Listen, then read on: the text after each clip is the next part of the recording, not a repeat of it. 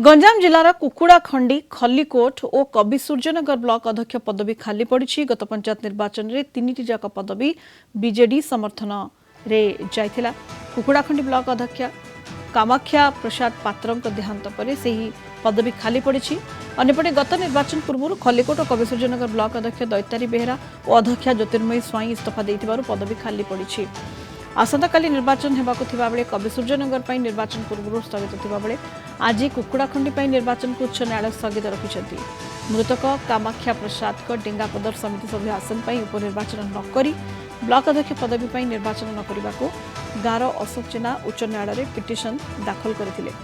गत साधारण निर्वाचन में बीजेपी क्षमता दखल कर खल्लीकोट ब्लॉक अध्यक्ष आसनटी बीजेपी शिविर को जीवा नहीं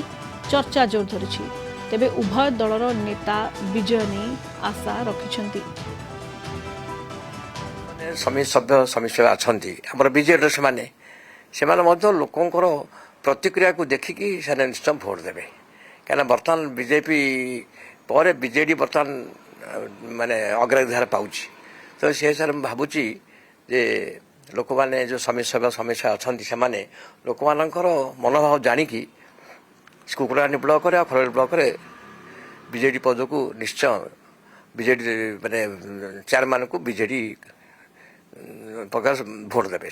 संपूर्ण रूपे विजय हो बोले संपूर्ण विश्वास अच्छी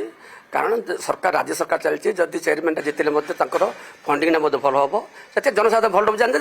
समय समय भल जानते से जितेबे निश्चित भाव में जितब जितिया कारण स्थानीय विधायक अच्छा से संपर्क स्थापन कर विजय होबार सुनिश्चित अच्छी।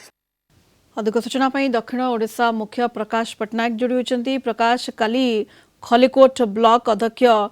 निर्वाचन तेणु किभली भाव में अंक कषा चली राजनीतिक दल पक्षरु प्रकाश निश्चित देखो सुनीता देखो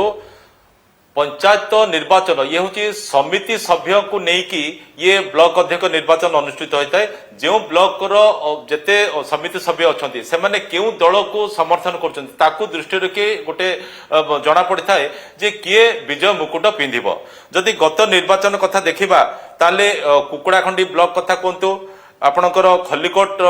ब्लॉक निर्वाचन कथा कहतु कि कवि सूर्यनगर निर्वाचन मंडली कथा कहतु ब्लॉक कथा कहतु से सब तीनोटा जाक बीजेडी समर्थन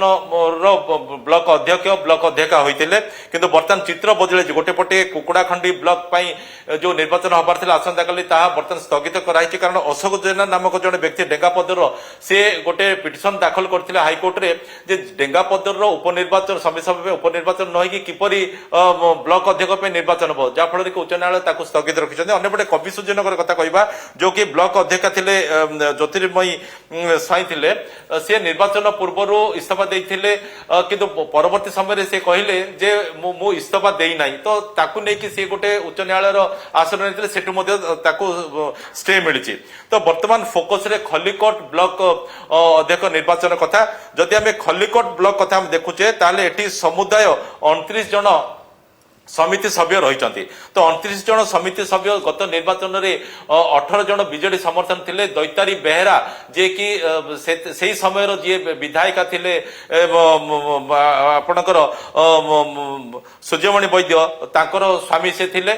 से निर्द्वंद्व निर्वाचित होते परवर्ती समय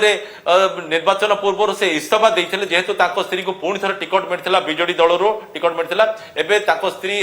बीजेडी टिकट रू निर्वाचन लड़ी हारी सारी वर्तमान जो ब्लॉक अध्यक्ष निर्वाचन हम सेठी वर्तमान विधायक रूपे पूर्णचंद्र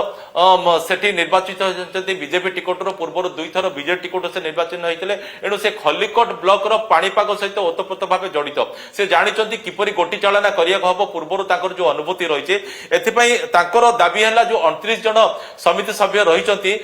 25 जन जदिओ पूर्वर 18 जन सहित थिले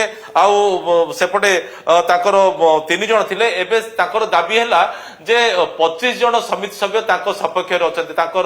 जी बर्तमान प्रार्थी हाँ जाऊँच चिकिली समिति सभ्य कुमारी दास सपक्ष अच्छा एणु ताकर विजय एक रकम सुनिश्चित हो कहुपे बीजेपी नेता मैंने दाबी कर। बीजेडी नेता जी की ପୂର୍ବତନ ବିଧାୟକ ଥିଲେ କି ବିଜୁ ଜନତା ଦଳର ଜିଲ୍ଲା ସଭାପତି ଅଛନ୍ତି ଡକ୍ଟର ରମେଶ ଚନ୍ଦ୍ର ଚାଉ ପଟ୍ଟନାୟକ ତାଙ୍କର କହିବା କଥା ହେଲା ଯେହେତୁ ପୂର୍ବରୁ ଯୋଉ ନିର୍ବାଚନ ହେଇଥିଲା ପଞ୍ଚାୟତ ନିର୍ବାଚନ ସେଠି ଯୋଉ ସମିତି ସଭ୍ୟମାନେ ନିର୍ବାଚନ ଲଢି ବିଜୟ ଲାଭ କରିଥିଲେ ସେମାନେ ବିଜେଡିର ସମର୍ଥନରେ ବିଜୟ ଲାଭ କରିଥିଲେ ଏଣୁ ସେମାନେ ତାଙ୍କ ବିବେକକୁ ପଚାରିକି ସେମାନେ ଭୋଟ ଦେବେ ଏଣୁ ସେ ଆଶା କରିଛନ୍ତି ଯେ ପୁଣି ଥରେ ଖଲିକୋଟରେ ବିଜୁ ଜନତା ଦଳ ସମର୍ଥନରେ ବ୍ଲକ ଅଧ୍ୟକ୍ଷ ଜଣେ ହେବେ ବୋଲି ସେମାନେ ଆଶା ରଖିଛନ୍ତି କିନ୍ତୁ ଅଙ୍କ କହୁଛି ଯେ ରାଜନୈତିକ ପାଣିପାଗ କହୁଛି ଯେ ତାହା ବିଜେପି ସମର୍ଥନ ଶିବିରକୁ ଯିବ ବୋଲି। ओके बहुत बहुत धन्यवाद प्रकाश समस्त सूचना पाई। प्रकाश पट्टनायक दक्षिण ओडिशा मुख्य आम सह जोड़ी होते सीधासख अधिक सूचना दूसरे।